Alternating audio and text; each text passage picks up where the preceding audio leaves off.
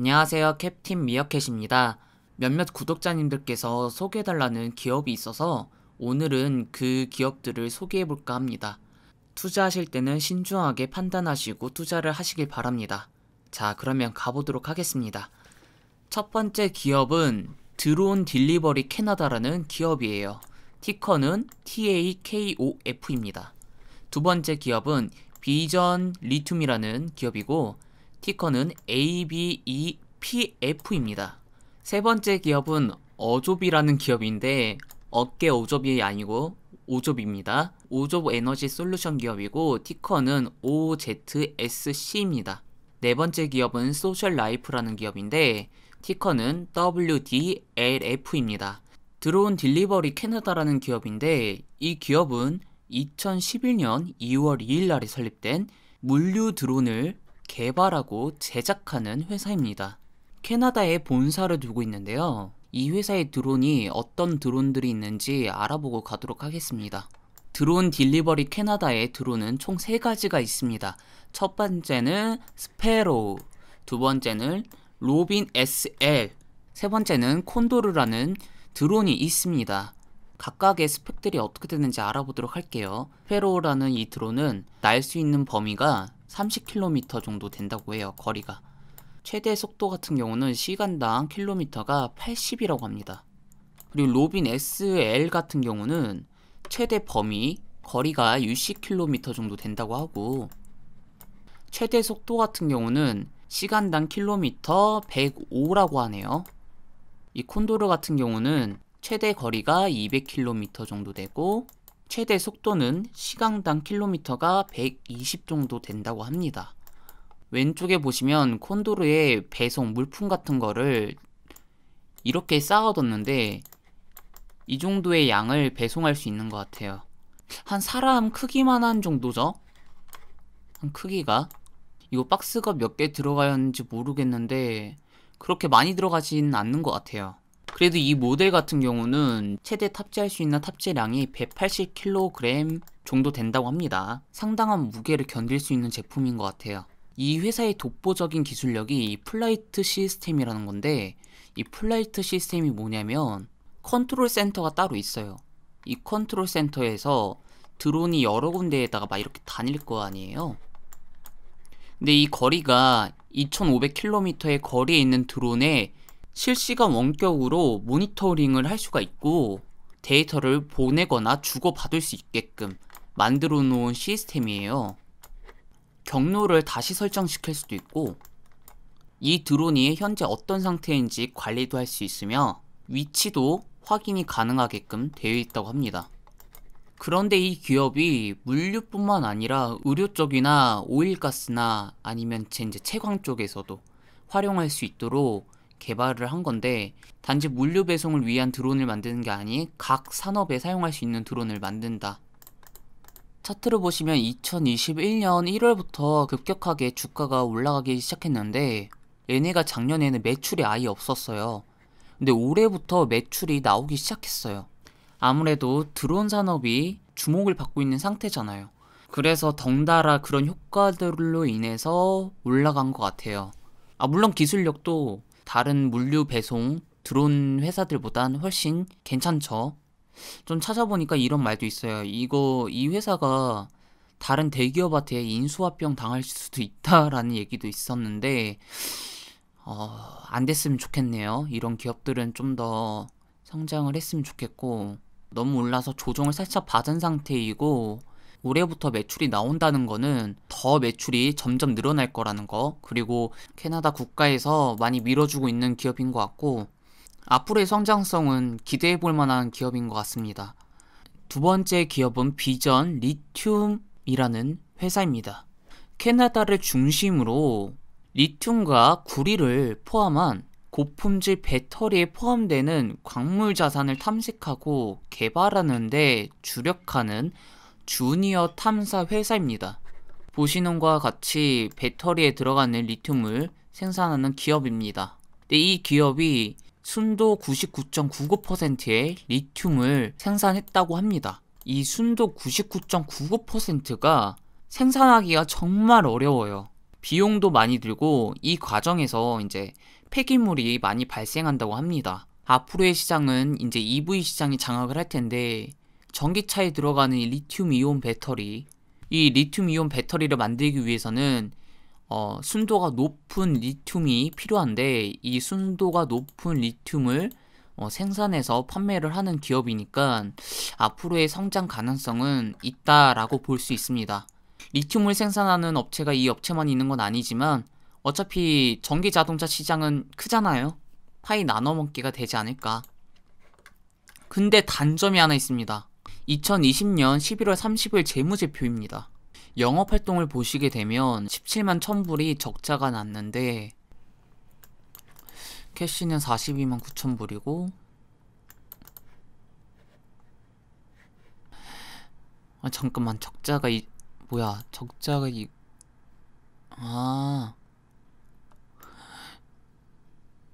적자가 어마어마하네요 진짜. 일단 재무제표 상태는 매우 안 좋은데 저는 이거 투자를 좀 권해드리기가 좀 그렇습니다. 물론 미래 성장성이 있다라고 볼 수 있겠지만 회사의 재무 상태가 안 좋아서야 투자가 이게 좀 위험 부담이 많지 않을까. 이런 페니스탁 같은 경우는 5년 10년을 뭐 바라봐야 되는 건 맞지만 이게 정말로 말 그대로 잘 될 수도 있는 거고 정말 못 될 수도 있는 거잖아요. 그런 위험성에 있어서는 이 회사는 저는 좀 많이 꺼려지는 것 같아요. 단기적으로 확 올랐어요. 확 올랐다가 지금 조정 세게 받고 있는데 요게 제가 볼 때는 이거 더 내려갈 수도 있을 것 같은데. 저는 이건 좀 아닌 것 같습니다. 투자를 하실 분들은 정말 많은 정보를 보시고 진짜 이건 괜찮다, 이거는 갈 수 있다라고 생각하시면 투자를 하셔도 좋을 것 같은데 저는 투자 안 합니다. 네, 저는 투자 안 하고 다음 기업을 보도록 할게요. 세 번째 기업은 OZOP, 이제 오좁 에너지 시스템인데 이 회사는 이제 마이크로 그리드, 이제 대규모 풍력이라든지 이제 대규모 태양광, 배터리 저장, ESS 분야에서 오랜 경험을 쌓은 회사예요. 이 회사 제가 알아보니까 굉장히 좋은 회사더라고요. 일단은 여기 보면 이제 PCTI라고 오조베의 자회사인 곳인데 이 회사가 이제 인도 회사, 인도에 있는 회사랑 계약을 체결하는 내용인데 일단 다양하게 인도 쪽으로도 지금 확장을 하고 있는 단계예요. 일단 제품을 좀 보도록 할게요. PCTI라고 제가 아까 말씀드렸죠. 이제 자회사인 곳인데 1991년부터 지금까지 에너지에 관련된 제품들을 만들고 있습니다. 오래된 경력을 가지고 있는 회사예요. 제품들은 이런 것들인데 좀 이따가 다 설명을 드리도록 하고 앞에 오른쪽에 보시면 다양한 기업과 파트너십을 맺고 있습니다. 나사랑도 파트너십을 맺고 있고 GM도 있고 포드도 있고 나머지 기업은 잘 모르겠어요. 이게 이제 DC 전원 공급 장치라는 건데 이런 제품들을 판매하고 있다라고만 생각하시면 될 것 같아요. 두 번째 제품으로는 이제 고전력 프로젝트라는 제품인데 이런 제품들을 만들어서 납품한다고 하네요. 세 번째는 배터리 충전기입니다. 배터리 충전기를 이러한 제품들을 납품을 하는데 이러한 제품들을 그냥 납품도 할 뿐만 아니라 이제 맞춤 형식으로 제작을 해서 판매도 한다고 하네요. 이거는 이제 DC, AC 인버터인데 DC에서 AC로, AC에서 DC로 전환해주는 인버터인가? 그런 것 같아요. 제품은 이러한 제품들이 있고 이거는 파수 변환기의 제품이 이렇게 있습니다. 굉장히 다양한 제품이 있는 것 같아요. 너무 많다, 너무 많아. 잠깐만, 이거는 뭐야? 이것도 인버터인데 DC에서 AC로, DC에서 DC, AC에서 AC로 이러한 제품들을 판매하신다고 보시면 되고 주로 거래하는 곳이 미국의 육군이나 공군이나 해군 그런 쪽에다가 납품을 한다고 합니다. 보시는 것과 같이 이제 미국의 모든 군대에 제품을 납품하고 있습니다. 그리고 이러한 기업들한테도 제품을 납품하고 있고요. 군대에 납품이 된다는 거는 기술력은 좋다. 기술력이 좋기 때문에 이렇게 납품하는 게 아닐까요? 그리고 올해부터 잠수함에 포함되는 배터리나 방전기를 제작해서 판매를 한다고 합니다. 맞춤형으로도 제작을 한다고 하고 기업의 사업적인 부분들을 좀 더 확장시키는 것 같아요. 이 기업도 전에 말씀드렸던 페니스타처럼 급격하게 올라갔어요. 올라갔다가 지금 조정을 받고 있는데 앞으로의 성장성은 기대해볼 만한 기업인 것 같아요. 품군도 굉장히 다양하게 있고 앞으로 어떻게 될지 모르겠지만 일단은 좀 더 지켜보고 구매하셔도 늦지 않을 거라 생각이 듭니다. 네 번째 기업을 보도록 할게요. 이 회사는 소셜 라이프 네트워크라는 기업이고 AI 기반 글로벌 비즈니스 전문가와 소비자를 연결할 뿐만 아니라 맞춤형 틈새 네트워크를 제공을 한다고 합니다. 이 기업이 뭐 하는 회사냐면 좀 특이해요. 여기 보시면 보도자료가 여러 개가 있는데 다양한 기업에서 어플 같은 게 이렇게 내놔졌다라는 그런 보도예요. 이게 왜 소셜라이프에 포함이 되어 있냐면 이 소셜라이프라는 기업이 스타트업을 하려고 하는 기업 혹은 스타트업인 기업에게 솔루션을 제공을 함으로써 수익의 5%의 수수료를 받고 15%의 지분을 회사가 받는 형식으로 해가지고 스타트업을 키워주는 거예요. 소셜 라이프 네트워크가 맡은 스타트업이 잘 안 됐을 경우에는 그만큼의 리스크가 존재를 하는데 잘 됐을 경우에는 매출이 늘어나는 형식이 되는 겁니다. 근데 이 기업은 저도 잘 모르겠어요. 회사를 키워서 이득을 본다라는 건데 아까 말씀드린 것처럼 라이센스를 제공을 함으로써 이제 5%의 수수료랑 이제 15%의 지분을 받게 되는 거고 회사를 육성시켜서 매각하거나 상장시킴으로써 주주의 지분 가치를 높인다고 합니다. 매출 모델 같은 경우는 전자상거래의 5%의 매출, 디지털의 5%의 구독 서비스, 그리고 세 번째가 광고의 5%의 매출이 나온다고 하네요. 2015년부터 2020년까지 6개의 추가 틈새의 소셜 라이센스 네트워크를 통해 기술 신생 기업의 주거용 부동산 산업이라든지 캠핑 산업, 스포츠, 축구, 골프, 자전거 산업까지 상인과 소비자가 구매하고 판매할 수 있는 서비스 제품을 제공한다고 합니다. 네트워크 플랫폼을 통해서. 이거는 스타트업 성공을 위해 입증된 4가지 방법이라고 하네요. 차트를 보시게 되면 이 기업도 최근에 확 급등을 해서 와 엄청나게 급등을 했네요 진짜. 급등을 하고 살짝 조정을 받다가 또 올라갔어요. 이 회사가 이렇게 올라갈 수 있었던 게 매출이 좋게 나왔더라고요. 그런데 좀 단점은 아까 말씀드렸다시피 리스크가 좀 큰 편이에요. 이 스타트업 키우는 회사가 잘 안 되게 되면 그 리스크를 그대로 이 회사가 받게 되니까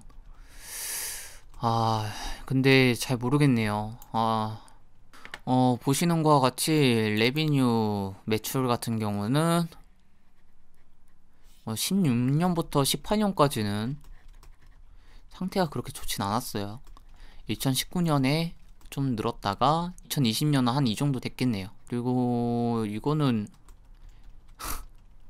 기관이 소유를 안 했어요. 기관 소유가 없고 오로지 개인인데 개인도 1.13%밖에 안 돼요. 전 기관이 없는 거 보면 좀 이건 좀 선택하기가 좀 꺼려지는데요. 이렇게 총 4가지 종목에 대해서 알아봤는데 제가 추천드리고 싶은 종목은 딱 2가지인 것 같아요. 드론 딜리버리 캐나다. 이 회사는 앞으로의 성장 가능성도 좋을 것 같고 우리 어조빈 OZOP 기업, 이 기업도 최근 들어서 확장을 확 하고 있는 상태인 걸로 봐서 미래의 성장성도 좋을 것 같아요. 그리고 이 두 기업, 비전 리튬이라든지 이제 소셜 라이프 같은 경우는 이 비전 리튬 같은 경우는 일단은 재무제표가 물론 페니스탁이어서 그렇게 상태가 좋지 않은 건 이해를 하지만 좀 더 지켜봐야 되는 기업이지 않나. 그리고 소셜 라이프도 마찬가지로 좀 더 지켜봐야 되는 기업인 것 같아요. 아직은 애매하다. 제 기준에서는요. 제 기준에서는 애매하고 이 두 기업은 괜찮은 기업인 것 같아요. 비즈니스 모델도 그렇고 아무튼 이번 영상은 그냥 참고로만 봐주시면 될 것 같고, 이 4개의 기업 중에서 마음에 드는 기업이 있다면 좀 더 알아보시고 난 뒤에, 그리고 본인에게 이 기업에 대한 확신이 생긴다면 그때 매수를 하시는 걸 추천드리겠습니다. 다음 영상에 뵙도록 하고 끝까지 시청해주셔서 감사드립니다.